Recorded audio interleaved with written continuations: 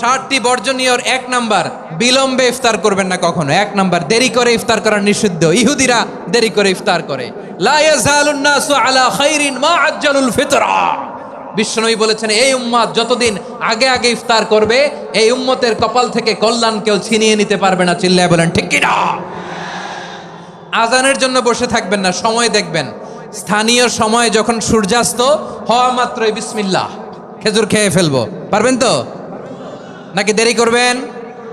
2 number, রমাদানের পবিত্রতা বজায় রাখবো। কোনো তর্ক বিতর্ক অশ্লীলতায় আমরা জড়াবো না, ঝগড়া করবো না, সরাসরিও না, ফেসবুকেও না।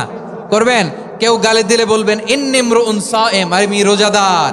আল্লাহর হাবিব শিখিয়েছেন, কেউ যদি তোমার গালি দেয়, কটু কথা বলে, অশ্লীল কথা বলে, রমজানে তুমিও বলতে পারবে না। তুমি বলতে পারবা ইন্নী ইমরুউন সায়েম, আমি রোজাদার। আজকে থেকে নিয়ত করেন, রমজানে কেউ গালি দিলে আপনি একটা গালি দিবেন নাকি?